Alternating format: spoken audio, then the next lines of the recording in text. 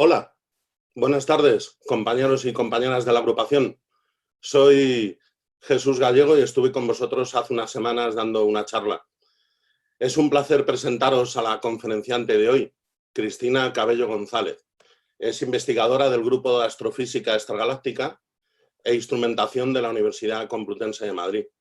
Cristina obtuvo el grado en Ciencias Físicas y el máster en Astrofísica en la UCM y ahora disfruta de una beca de formación de personal investigador con nuestro compañero Nicolás Cardiel y conmigo.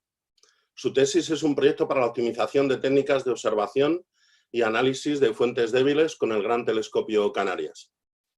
Cristina ha trabajado con los telescopios William Herschel de 4 metros del Roque de los Muchachos, en La Palma, en el Observatorio de Asiago, en Italia, con los telescopios de Calaralto, en Almería, y también ha pasado bastantes noches operando y trabajando con el Gran Telescopio Canarias de 10,4 metros. Su especialidad es el estudio de galaxias con formación estelar a distancias cosmológicas y ha presentado sus trabajos en diferentes revistas y congresos internacionales. Como muchos de nosotros en la agrupación, Cristina también tiene su lado de aficionada, ya que es miembro de la Asociación de Astrónomos Aficionados de la Universidad Complutense y ha participado en numerosas acampadas astronómicas. Hoy nos va a hablar de su trabajo en busca de las primeras galaxias del universo. Muchas gracias, Cristina, por estar hoy con nosotros. Cuando quieras. Bueno, buenas tardes a todos. Gracias, Jesús, por la presentación y gracias a la Agrupación Astronómica de Madrid por invitarme a dar esta charla hoy. Como ya ha comentado Jesús, estoy en los últimos años de una tesis doctoral en astrofísica en la que, entre otras cosas, estoy intentando encontrar galaxias muy lejanas a nosotros para poder estudiarlas y que nos ayuden a comprender mejor la evolución del universo. Es por ello que esta conferencia está titulada En busca de las primeras galaxias del universo, y lo que voy a intentar explicar hoy es cómo son estas galaxias, lo poco que sabemos de ellas, y también explicaros un poco cómo hacen los astrofísicos profesionales para observar estas galaxias. Antes de comenzar, quería anunciaros la conferencia que tendrá lugar la semana que viene, titulada Da Vinci y Torres Quevedo, dos genios universales, que en esta ocasión tendrá lugar el próximo miércoles a las 7:30. Como seguro ya sabéis, el universo es algo muy grande. Las escalas de distancia se hacen incluso difíciles de imaginar para nosotros. Los astrofísicos, la forma que tenemos de estudiar el universo es analizando la luz que nos llega. A partir de la luz podemos saber a qué velocidad se mueve una galaxia, qué temperatura tiene un objeto, a qué distancia está. Un hecho importante es que la velocidad de la luz es finita. En concreto, la luz recorre 300.000 kilómetros cada segundo. Esto implica que cuando observamos cualquier objeto en el universo, debido a las grandes distancias, no lo vemos como es el objeto en este momento, sino como era en el pasado, ya que la luz ha tardado en llegar hasta nosotros. Así, cuanto más lejos miramos, estamos mirando más atrás en el tiempo. Cuando observamos galaxias muy lejanas, no vemos las galaxias como son ahora, sino como eran hace millones y millones de años cuando el universo era muy joven. Aquí tengo una película. Para ilustrar esto, se ve cuánto tarda la luz en dar una vuelta alrededor de la Tierra. En este caso vemos cuánto tarda la luz en ir de la Tierra a la Luna, que es alrededor de 1 segundo, de la Tierra a Marte, que tarda como 3 minutos. Aquí lo vemos. Y ahora veremos cuánto tarda la luz del Sol en llegar a los diferentes planetas, cuánto tarda en llegar a Mercurio, que es como unos 3 minutos, a Venus, como unos 6, y a nosotros, a la Tierra, que tarda unos 8 minutos. Esto quiere decir que incluso el Sol, que en escalas astronómicas es un objeto que está cerca de nosotros, no lo vemos como es ahora mismo, sino que lo vemos como era hace 8 minutos. Antes de nada, quería mostraros un poco cómo son las galaxias de las que vamos a hablar, qué aspecto tienen. Lo que tenemos que entender es que no son como las galaxias de las que estamos acostumbrados a ver en las imágenes. No tienen este aspecto de las imágenes que estoy mostrando aquí. No son espirales de gran diseño, con brazos espirales o con una barra central, ni elípticas. No tienen estas formas tan definidas. Estas galaxias que muestro aquí son lo que para nosotros se considera galaxias cercanas. Todo en escalas del universo. Realmente las galaxias están muy lejos de nosotros, pero para astrofísica esto es cerca. Las distancias son tan grandes que los astrofísicos no solemos usar la unidad de medida de kilómetros. Una unidad de medida muy usada son los parsec, donde un parsec son como 3 por 10 a la 16 metros. Aquí podéis ver las distancias de estas galaxias, tanto en megaparsecs como en kilómetros. Este sería el aspecto que tienen las galaxias más lejanas, con formas mucho más diversas. Son galaxias mucho más débiles y aunque en algunas de ellas podéis ver como cierta estructura de espiral que se intuyen como unos brazos, la mayoría son galaxias irregulares.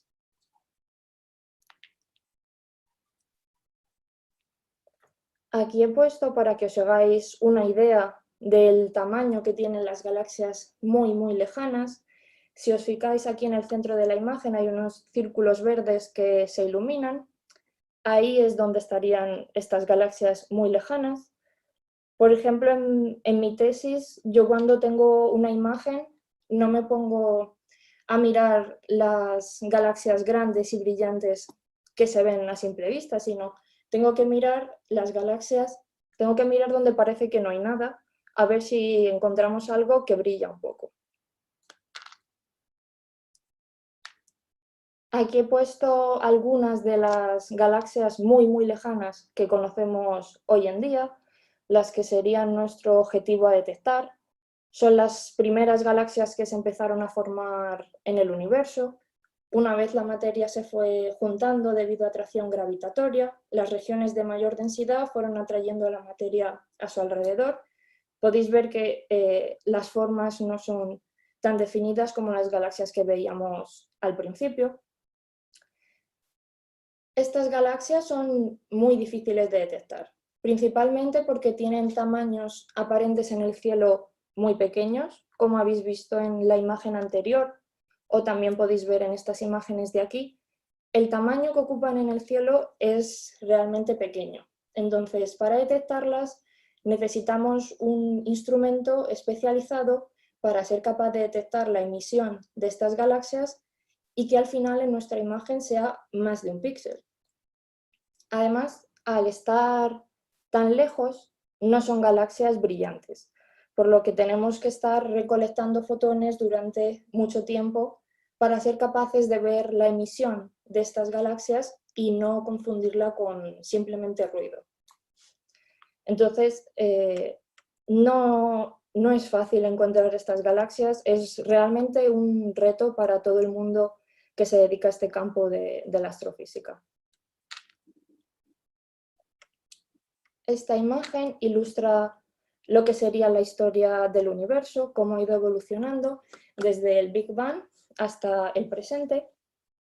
Ha ido pasando por diferentes fases, en concreto, después de la recombinación, el universo era neutro. Esto significa que estaba compuesto principalmente por hidrógeno, que estaba neutro, y la radiación no se podía transmitir cuando el hidrógeno estaba neutro. Por eso se conoce como la época oscura del universo, en inglés Dark Ages. Y una vez las primeras fuentes se formaron, las primeras estrellas emitieron fotones que ionizaron el hidrógeno que tenían alrededor. Se formaron como burbujas y también por efecto de la gravedad estas burbujas fueron creciendo y se fueron uniendo unas burbujas con otras hasta que se fue ionizando todo el medio y llegando al universo que tenemos hoy en día, donde todo el hidrógeno del medio intergaláctico está ionizado. Esta fase de cuando se empezó a ionizar el universo se conoce como la reionización del universo. Aquí es donde se formaron las primeras galaxias las que os enseñaba antes en las imágenes, y que, como veis, en sus formas tienen mucho que evolucionar hasta dar lugar a las grandes espirales o elípticas que vemos hoy en día. Antes de seguir, quería explicar muy rápidamente, para que nadie se pierda, unos conceptos para entender lo que es el espectro electromagnético. Os he dicho que los astrofísicos estudiamos el cosmos analizando la luz.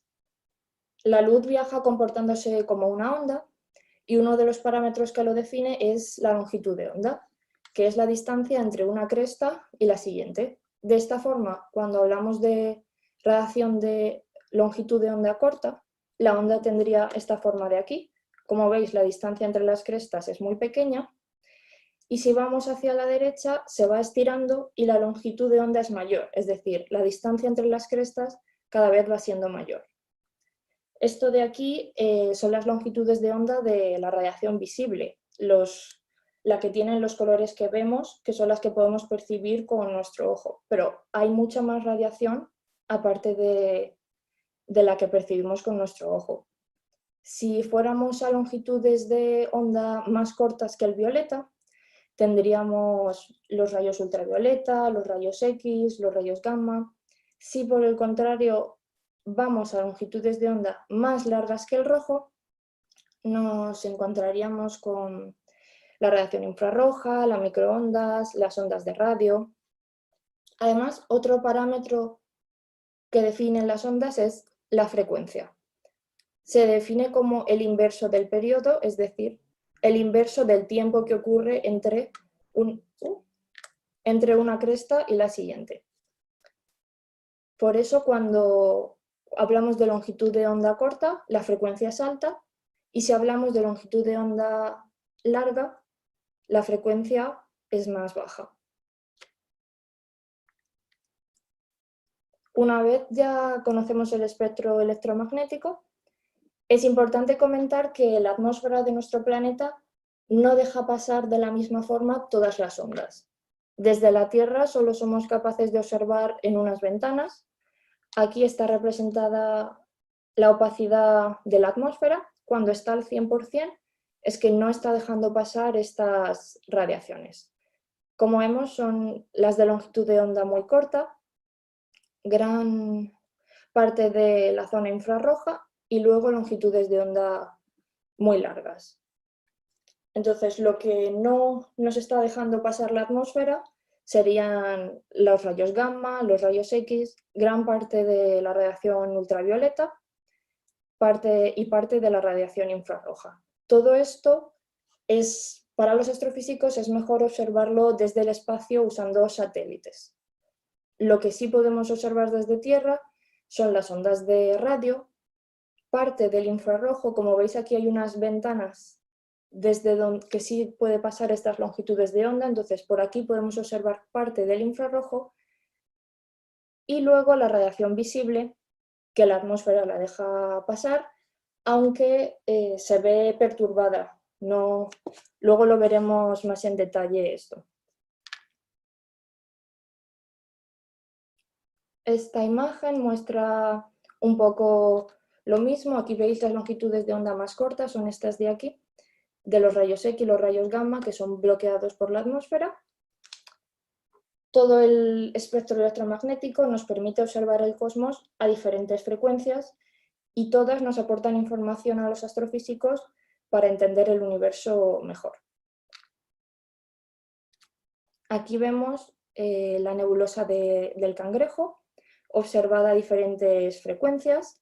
Como veis, tienen un aspecto muy diferente dependiendo de la radiación de la longitud de onda o la frecuencia a la que lo estemos observando. Otro ejemplo de esto, podemos ver nuestra galaxia, la Vía Láctea, observada en rayos gamma, rayos X, en el óptico, en el infrarrojo cercano, infrarrojo medio. El infrarrojo además es muy interesante porque nos permite ver los objetos más lejanos del universo, y además nos permite ver detrás de las nubes de gas y polvo. Esto es muy interesante, y un ejemplo de ello lo tengo aquí. es Barnard 68, que es una nube molecular que si la observamos en el visible tendría este aspecto de aquí, pero cuando la observamos en el infrarrojo, esta imagen de aquí a la derecha, podéis ver que somos capaces de ver las estrellas que se encuentran dentro de la nube. Aquí abajo vemos lo mismo, una imagen de Barnard 68 en el visible y sucesivas imágenes a diferentes longitudes de onda, cada vez más hacia el lado rojo del espectro, es decir, cada vez ya nos vamos más hacia el infrarrojo, donde veis que al final ya casi desaparece lo que es la nube y somos capaces de ver a través de ella. Otros ejemplos de esto son la nebulosa del Águila, la cabeza de Orión o la galaxia NGC 891, donde se ve claramente que en el visible muchas veces estamos limitados por estas nubes que nos tapan la luz y nos ocultan la información de qué está ocurriendo detrás o qué está ocurriendo dentro de la nube, y gracias al infrarrojo podemos verlo, donde muchas veces dentro de las nubes se están formando estrellas.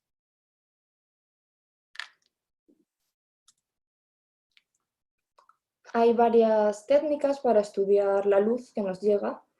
Una de ellas es la fotometría.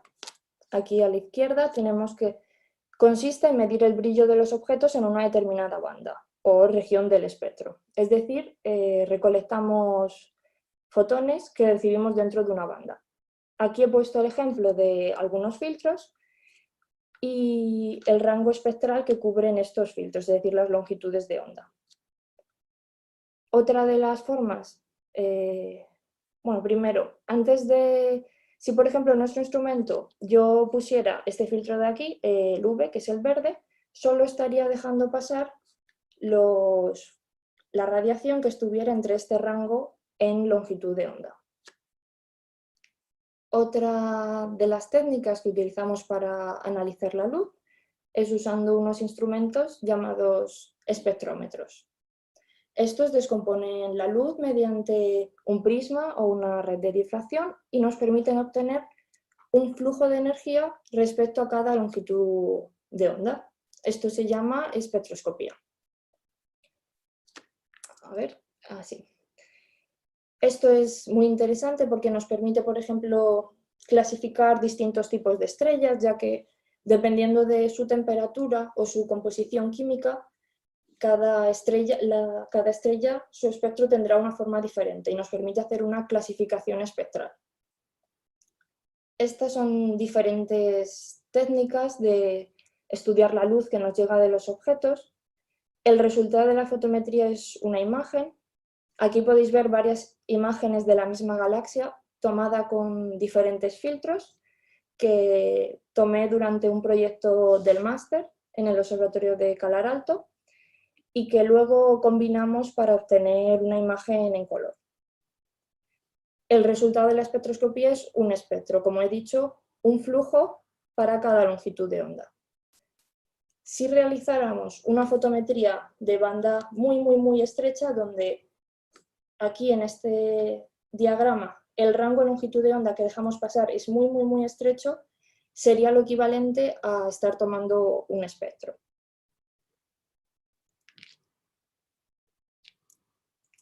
Debido a que el universo se está expandiendo, la distancia entre las galaxias está creciendo y esto hace que las líneas del espectro se estén desplazando cada vez más hacia longitudes de onda largas, es decir, cada vez más hacia el rojo. Esto se llama redshift o desplazamiento al rojo cosmológico, se representa con la letra Z y se calcularía mediante esta expresión, donde es una relación entre la longitud de onda que tiene una línea espectral, es decir, la longitud de onda emitida, y la longitud de onda con la que lo vemos nosotros, es decir, la longitud de onda observada. Aquí vemos un ejemplo de un espectro para una estrella de nuestra galaxia. Aquí vemos las líneas espectrales. Si observáramos una galaxia de la vecindad, de las que os he enseñado antes que eran galaxias cercanas para nosotros, vemos que estas líneas se han desplazado un poco hacia el rojo. Si observamos una galaxia lejana, el desplazamiento hacia el rojo de las líneas ya es mayor, y si vamos a una galaxia muy lejana, aquí se ve, por ejemplo, el tamaño que tendría en el cielo, vemos que el desplazamiento de las líneas hacia el rojo ya es muchísimo mayor, y de hecho hay líneas que antes veíamos aquí en el rango del color amarillo, naranja, que ya no aparecen para este objeto, no aparecen en el rango visible del espectro. Esto es porque estas líneas se han desplazado tanto que ahora aparecen en el lado infrarrojo. Es por esto que para observar galaxias muy lejanas es muy importante observar en el infrarrojo, porque la mayoría de las líneas se han desplazado tanto que están en el lado infrarrojo del espectro.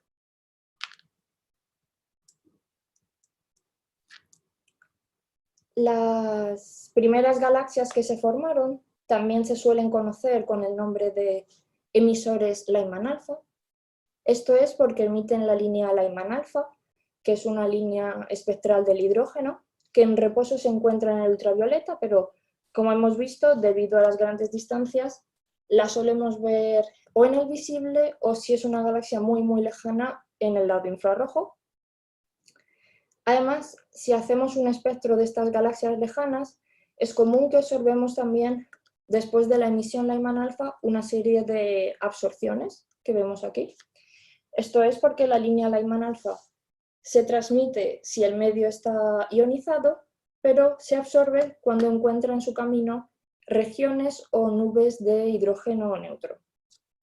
Estudiando estos objetos, tenemos una idea del nivel de ionización del medio y cómo ha ido variando según el universo evolucionaba. Es decir, nos dan pistas de la época de la reionización de la que os hablaba antes.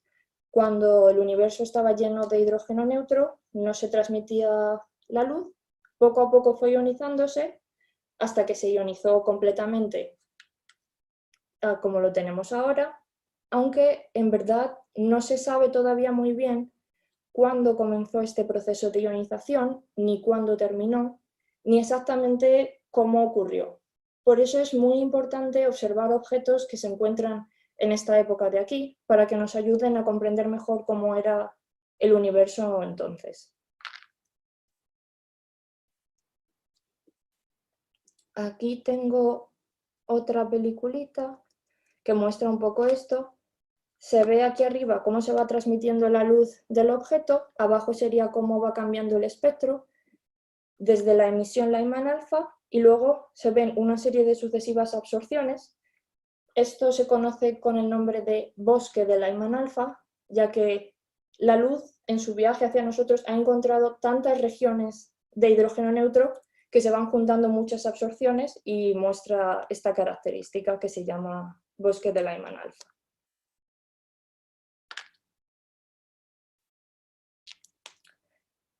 Ahora ya sabemos qué aspecto tienen estas galaxias, dónde están y por qué es necesario observarlas en el infrarrojo.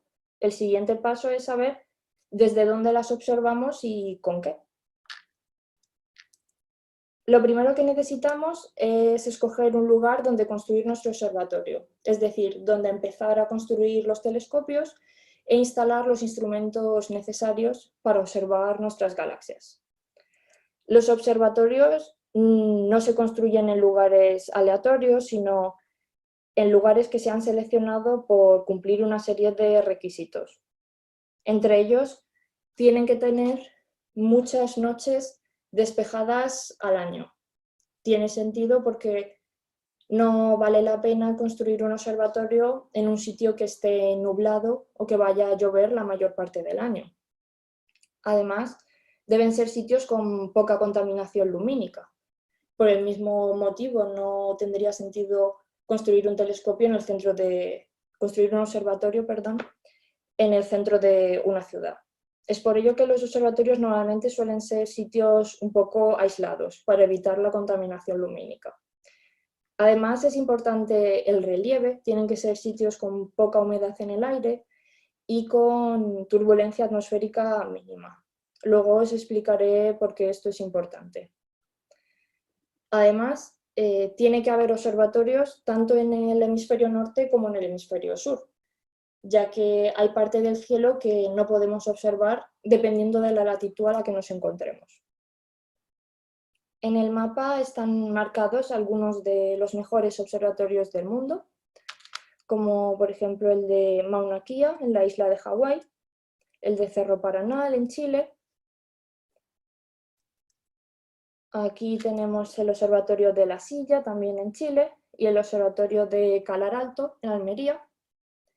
También en España tenemos, por ejemplo, el observatorio de Javalambre, en Teruel, o el del Roque de los Muchachos, en La Palma, del que hablaré en detalle más adelante.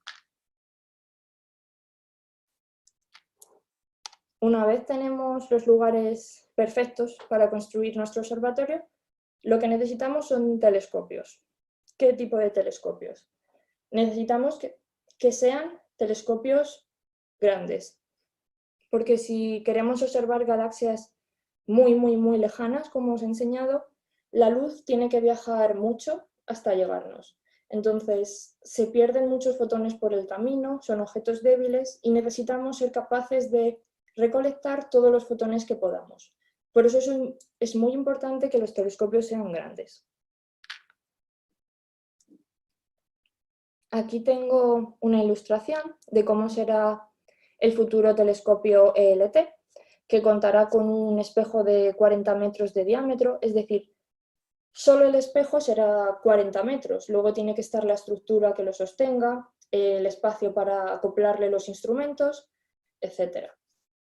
Todavía no se ha construido, por eso no es una foto real, sino un diseño de cómo va a ser la cúpula que va a englobar este telescopio.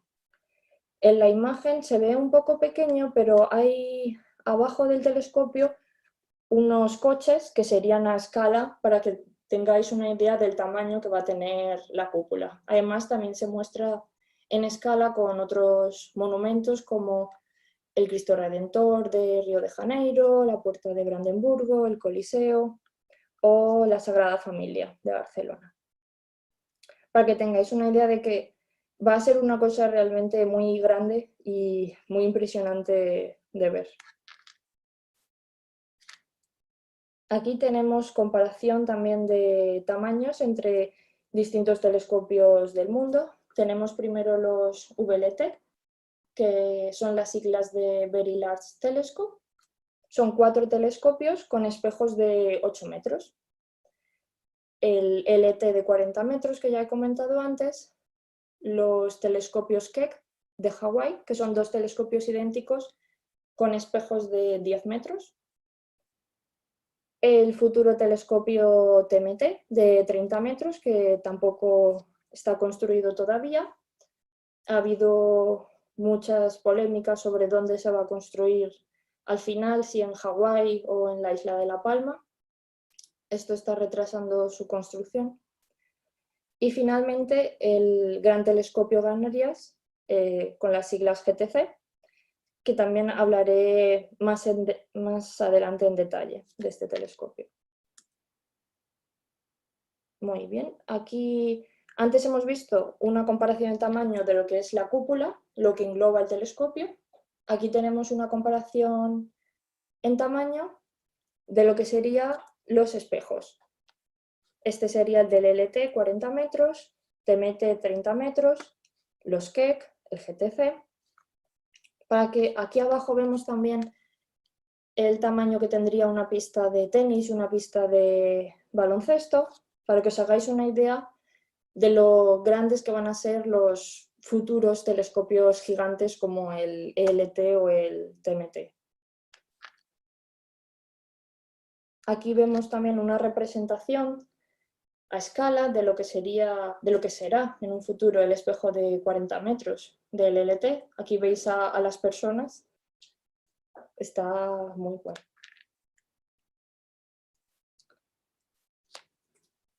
Hasta ahora solo he hablado de los telescopios más grandes, los que se encuentran en la Tierra, pero aquí abajo a la izquierda podéis ver algunos de los telescopios espaciales, como el Hubble, telescopio Kepler o el futuro telescopio James Webb. Como podéis ver, en comparación, el tamaño del espejo de estos telescopios es mucho más pequeño que el de los telescopios que tenemos aquí en la Tierra. Esto es principalmente porque es muy caro poner algo en órbita en el espacio. Además, es mucho más arriesgado porque si algo falla es mucho más difícil reemplazar una pieza o arreglarlo en el espacio, por lo que siempre es más difícil que salga adelante la misión si el tamaño es más grande. Además, uno tiende a pensar que cuanto más grande es el espejo, mejor. Y es cierto porque, como os he comentado antes, cuanto más grande es el espejo, somos capaces de recolectar una cantidad de fotones mayor. Pero lo bueno que tienen los telescopios espaciales es que no tienen el efecto de la atmósfera. Al estar en el espacio, entonces la luz no se ve perturbada. Y esto es un efecto muy importante a tener en cuenta. Para ilustrar esto, vamos a observar la diferencia entre observar con un telescopio espacial de 2,5 metros, el telescopio espacial Hubble, o con uno en tierra de 8 metros, el telescopio Subaru. Aquí los tenemos. Estas serían las imágenes. Creo que la imagen habla por sí sola. En la izquierda vemos la imagen tomada con un telescopio de 8 metros en tierra y a la derecha la imagen tomada con un telescopio de 2,5 metros en el espacio. Para que veáis que realmente el efecto de la atmósfera es muy importante a la hora de hacer astrofísica. Uno de los parámetros más importantes cuando realizas una observación desde tierra es lo que se llama SIN, que nos indica la turbulencia atmosférica. Por ejemplo, aquí también vemos imágenes de uno de los mayores cráteres de la Luna, Clavius, observadas en una noche con mal SIN, es decir, una noche con mucha turbulencia atmosférica, o una noche con buen SIN, es decir, una noche con poca turbulencia atmosférica. Entonces, la diferencia es muy grande y esto es para un objeto que es la Luna, que está cercano a nosotros. Cuando queremos observar fuentes lejanas, que son fuentes débiles, este efecto es más crucial.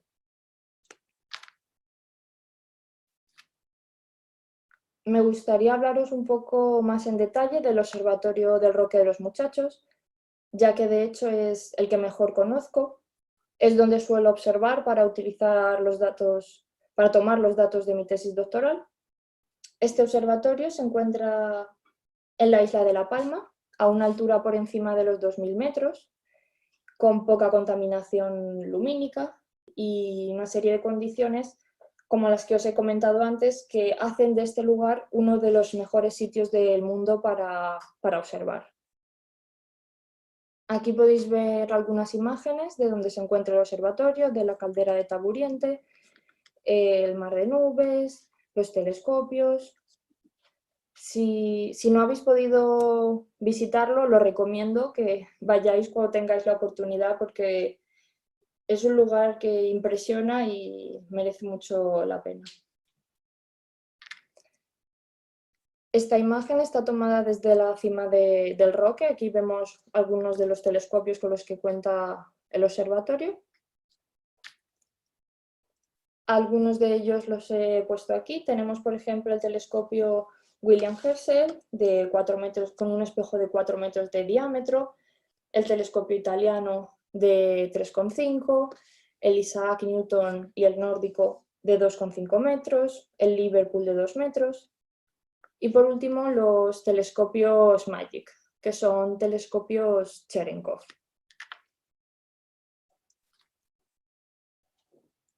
Como podéis ver en la imagen, más que telescopios en sí parecen como antenas. Estos telescopios lo que analizan son rayos gamma, fotones de muy alta energía. En verdad es algo un poco más complejo porque cuando os enseñaba las ventanas de la atmósfera os he dicho que los rayos gamma no pueden pasar la atmósfera. Pero cuando entran en la atmósfera interactúan y provocan como una lluvia de partículas cargadas eléctricamente que tienen un color azul. Esto se llama luz Cherenkov y es lo que los telescopios MAGIC detectan. Aquí estoy con mis directores de tesis en una visita que hicimos a los telescopios MAGIC para que veáis las dimensiones de estos telescopios, son realmente grandes. Aquí salimos Nicolás y yo reflejados en el espejo.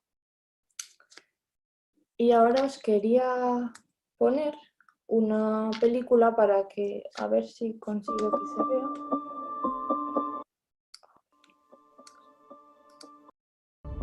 Vale. Una película para que veáis un poco dónde se encuentra el observatorio. Es un poco largo, pero es muy bonito. Además, así podéis sentir un poco lo que se ve cuando estáis allí, que como os he dicho, es uno de los mejores cielos del mundo y lo tenemos realmente cerca, entonces es un privilegio que tenemos, yo creo. Los telescopios que os he enseñado antes, vais a ver algunos en el vídeo, aunque veáis que algunas de las cúpulas tienen formas diferentes. Este es el italiano, el Nacional Galileo.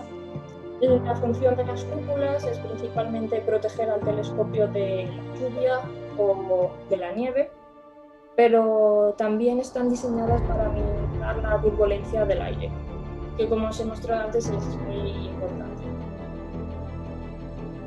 Aquí vemos el mar de nubes, que es realmente bonito. El observatorio es un sitio de trabajo internacional y cooperación entre diversos países. Además, como se encuentra un poco aislado, a más de 2000 metros de altura, y los astrónomos trabajamos de noche, nos vamos a dormir cuando ya sale el sol, cuando es de día. Y no hace falta que bajemos a la ciudad y busquemos un hotel para dormir. Porque todos los observatorios cuentan con una residencia donde cuando terminamos de observar nos quedamos a dormir allí, al lado de los telescopios. Aunque con los telescopios más modernos cada vez se va menos a observar porque todo está más automatizado y hay operarios encargados de manejar el telescopio, también hay astrónomos encargados de tomar sus observaciones y luego enviar todo. Así no tienes que estar hasta aquí observando.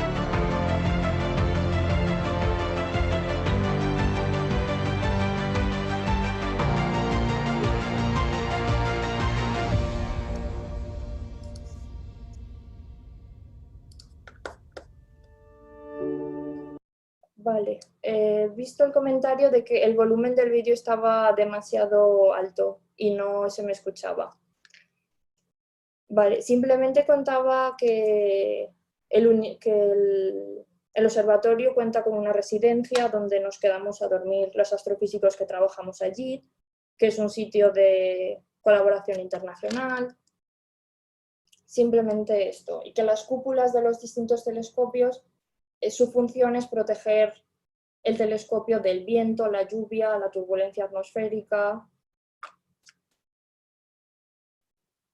Y los MAGIC, que no lo he comentado antes, una curiosidad es que a pesar de ser tan grandes, son muy ligeros y se pueden mover muy rápido. Entonces, a mí es una cosa que me impresionó porque cuando hay una explosión de rayos gamma, rápidamente pueden girarse y apuntar a esa región del cielo. Estos son algunos de los telescopios con los que cuenta el observatorio. Hay más telescopios, en concreto el que yo utilizo para mi tesis es el GTC. A ver. Aquí lo tenemos. Son las siglas de Gran Telescopio Canarias. El GTC es actualmente el telescopio óptico más grande del mundo, ya que tiene un espejo de 10,4 metros. Este espejo está compuesto por 36 segmentos hexagonales, los podéis ver aquí en la figura y en esta imagen de aquí, donde se ve, de hecho se ve a gente que está reflejada en el espejo.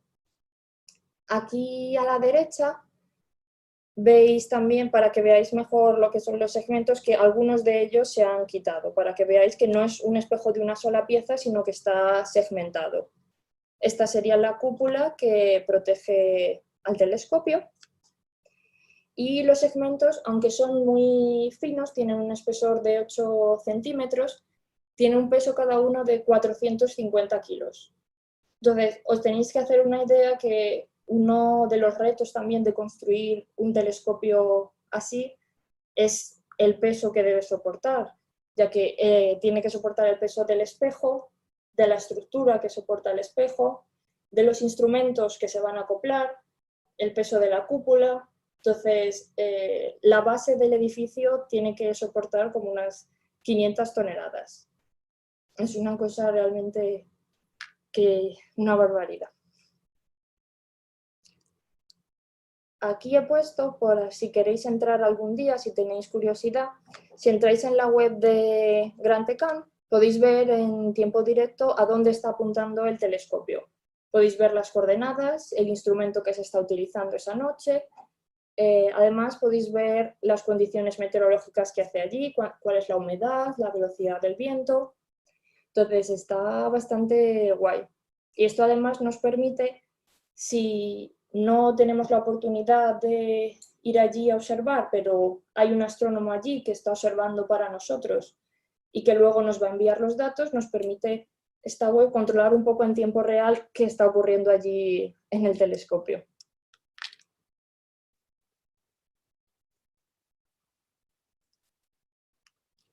Esto es un poco cómo sería el telescopio por dentro. Esta es la estructura. Aquí dentro se encontraría el espejo que os he mostrado antes. En esta barandilla de aquí es donde estaban las personas que salían antes reflejadas en el espejo. Estas son algunas imágenes de la sala de control. Aquí es realmente donde se trabaja durante la noche. Veis que está todo lleno de pantallas por todas partes. Está todo automatizado y desde aquí es donde mandamos las órdenes a la cúpula de lo que tiene que hacer, al telescopio y a los distintos instrumentos también.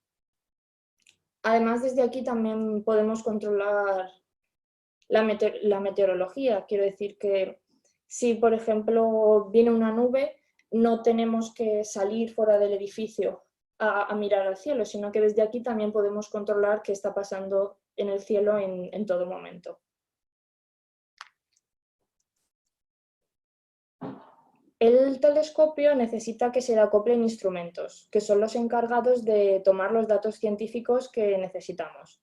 Es decir, los encargados de hacer la fotometría o espectroscopía, de tomar imágenes o espectros. En el caso de GTC cuenta con distintos instrumentos como OSIRIS, MECARA o EMIR, pero hay más instrumentos que llegarán al telescopio pronto, que se van a acoplar al telescopio pronto.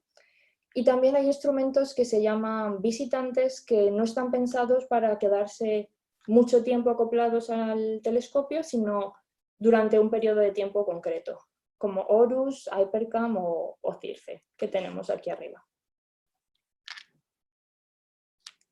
Uno de los instrumentos de GTC es EMIR, es uno de los que más utilizo durante mi tesis, por eso os quería hablar un poco más en detalle de este instrumento en concreto.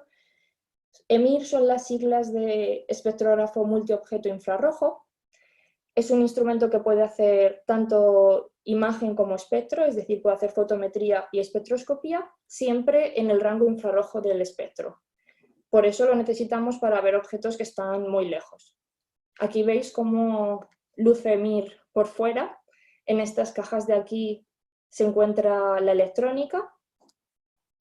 Además, debido a que todos los cuerpos emiten en el infrarrojo, por estar a una cierta temperatura, todo emite en el infrarrojo. Nosotros emitimos en el infrarrojo, las barras del telescopio emiten en el infrarrojo. Entonces, esto complica la observación, ya que queremos observar la emisión infrarroja de una fuente que está muy, muy lejos, pero tenemos mucha contaminación del entorno. Y es por ello que EMIR necesita estar en un necesita estar en un tanque cerrado y trabajar a una temperatura criogénica. Me parece que era unos menos 200 grados centígrados o algo así. Una de las ventajas que tiene este instrumento es que cuenta con un sistema de barras, son estas que se ven aquí, que podemos controlar su posición formando rendijas. La luz va a pasar por el medio de las barras. Podemos hacer que estén más a la izquierda, más a la derecha, más abiertas, más cerradas. Si alineamos todas las barras, podemos tomar lo que se llama un espectro de rendija larga, que es muy útil cuando tenemos, por ejemplo, una galaxia cercana. Pero si estamos observando galaxias lejanas, cuyo tamaño en el cielo hemos visto que eran muy pequeños, lo que nos permite esto es configurar la posición de las barras para observar muchos objetos simultáneamente. Es decir, en una misma observación no estaré obteniendo un espectro de una galaxia, sino muchos espectros de muchas galaxias. Esto es realmente esencial, ya que en los telescopios grandes como el GTC, el tiempo es muy preciado. No es fácil conseguir tiempo para observar y si quieres estudiar una muestra grande de galaxias, no puedes tener el telescopio para ti solo durante meses. Por eso es muy importante optimizar el tiempo del telescopio y observar cuanto más objetos a la vez, mejor. Aquí simplemente es un poco cómo sería esto. Veis que para la galaxia cercana, como las que os enseñaba al principio en imágenes, nos interesa mejor alinear las barras y tomar un espectro de rendija larga, pero para las estrellas o galaxias lejanas, que son fuentes puntuales, EMIR nos va a permitir hacer por eso se llama un espectrógrafo multiobjeto, porque nos permite tomar múltiples espectros a la vez. Por último, simplemente quería comentaros que la búsqueda de las primeras galaxias del universo no es un tema zanjado o cerrado, sino que es uno de los principales objetivos científicos de los telescopios gigantes de 30 y 40 metros que están en construcción. Y aunque se ha avanzado mucho en los últimos años, gracias a instrumentos cada vez más complejos, aún queda mucho que desconocemos, mucho por explorar, y el poder tener una capacidad colectora mayor, con telescopios de mayor tamaño, creo que va a marcar un antes y un después en este campo de estudio y en general sobre lo que sabemos del universo primitivo, del universo cuando era muy joven. Es un tema yo creo que muy apasionante y sobre el que queda mucho por hacer todavía. Esto era un poco lo que os quería contar. Por último, simplemente recordaros que la próxima conferencia se titula Da Vinci y Torres Quevedo, dos genios universales. Tendrá lugar el miércoles que viene a las 7:30. Muchas gracias y quedo a vuestra disposición si tenéis alguna pregunta.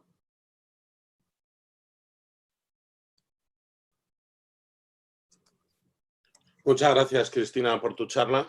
Un aplauso de parte de todos y ahora lo que vamos a hacer es ver si hay alguna compañera o algún compañero que quiere hacerte alguna pregunta. De acuerdo. Vamos a esperar unos 15 segundos, que es el retraso que hay, aunque he medido casi 20, el retraso que hay entre la presentación YouTube, aunque las preguntas salen en tiempo real. Vale.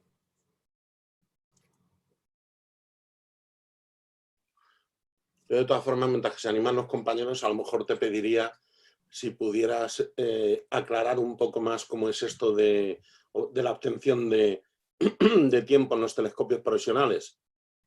Ah, claro. ¿Hay que prepararlo con mucha antelación o cómo es de competitivo? ¿Cómo es la presión, por ejemplo, para el GTC?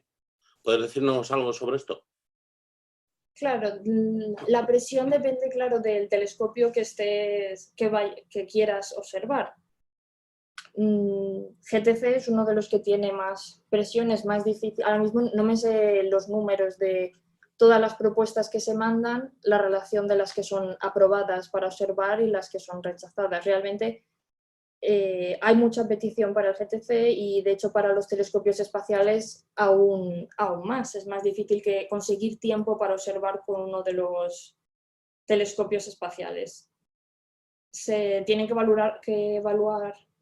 preparar una propuesta de observación y se manda a un comité que el comité es el encargado de evaluar todas las propuestas, las lee, las estudia, las puntúan y las mejores propuestas son las que obtienen tiempo para observar y así funciona un poco.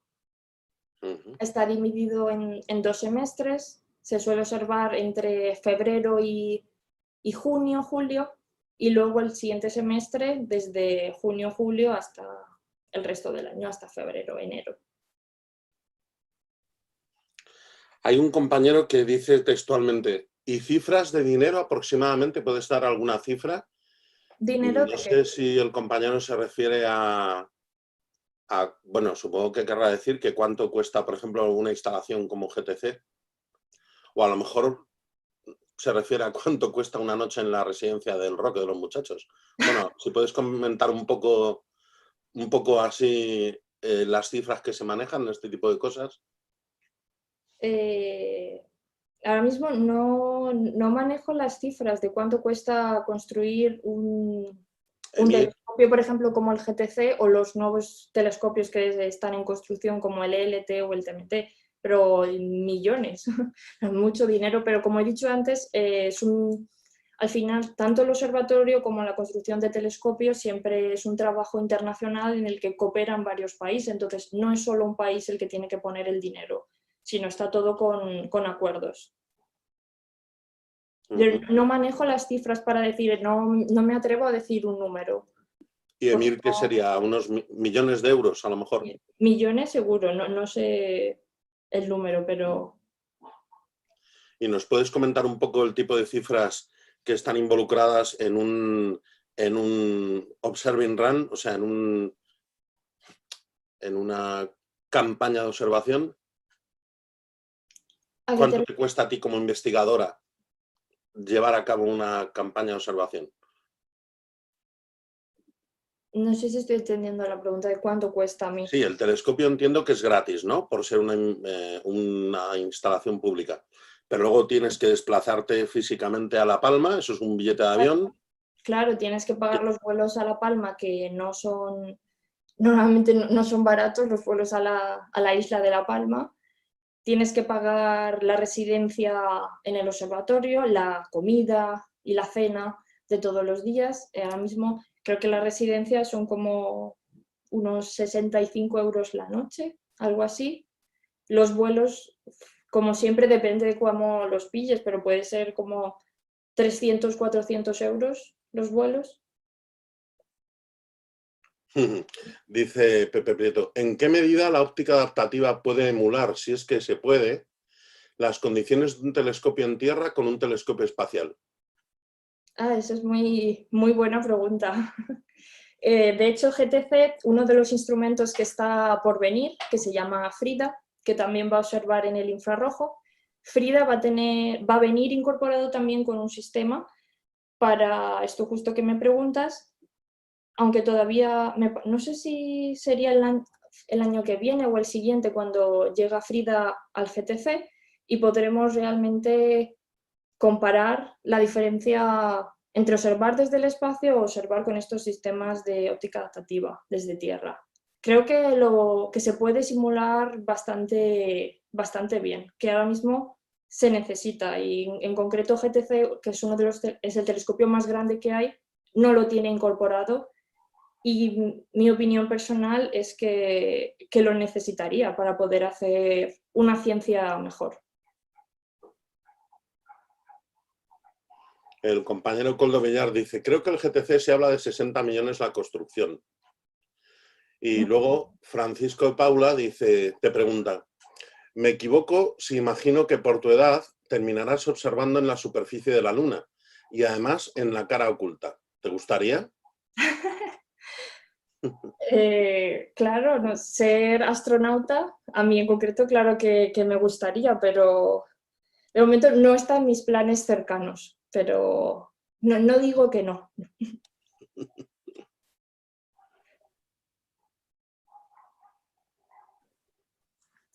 Muy bien, pues no sé si hay alguna pregunta más. Enrique Velarde, en concreto, lo hace con entonación de pregunta. ¿Tu tesis consiste en descubrir nuevas galaxias o estudiar las ya conocidas? En concreto, mi tesis ahora mismo estoy optimizando distintos métodos para trabajar con imágenes que vienen de los instrumentos que tiene GTC. Os he hablado realmente solo de MIR, que es uno de ellos, pero también estoy trabajando con datos de Osiris, que trabaja en el óptico, con datos de Circe, que era un instrumento visitante, que ya no está acoplado a GTC, pero trabajaba también en el infrarrojo. Entonces, he tomado imágenes con todos estos distintos instrumentos y realmente cuando observas con un instrumento, la imagen que obtienes no es la imagen científica ya lista para escribir tu artículo y publicarla, sino que tienes que trabajar un poco con ella para poder, lo que se dice, hacer ciencia y obtener un resultado científico. Entonces, estoy trabajando sobre los distintos métodos para trabajar con estas imágenes que vienen de distintos instrumentos de GTC. Y entre los proyectos que he trabajado, uno de ellos, el que hacía en concreto con Circe, la cámara infrarroja, era la búsqueda de estas galaxias muy, muy lejanas en la época de la reionización. Bueno, recordar a todos los compañeros y compañeras que la charla de la próxima semana no es martes, sino que es el miércoles, ¿de acuerdo? Entonces, Cristina, entre varias, bueno, hay felicitaciones y tal, pero Benito hace una pregunta, dice, esta pregunta, ¿los datos que se obtienen en los telescopios son públicos? Y de serlo, ¿con qué demora se publican? Los datos que obtienes en el telescopio no son públicos, tú vas a observar, si no vas, el astrónomo que trabaja allí va a tomar los datos y te los va a enviar a ti, solamente a ti. Tú trabajas con esos datos, tienes un tiempo de un año en el que esos datos son propiedad tuya, por decirlo de alguna forma. Al cabo de un año, esos datos se van a hacer públicos. De hecho, hay una web del observatorio, el Spanish, ¿cómo es? Me vienen las siglas entre inglés y español. El observatorio virtual, porque Observatory. Virtual Spanish Observatory. Ahí podéis encontrar imágenes de los telescopios que son públicas porque ya ha pasado más de un año desde que se tomaron esas imágenes.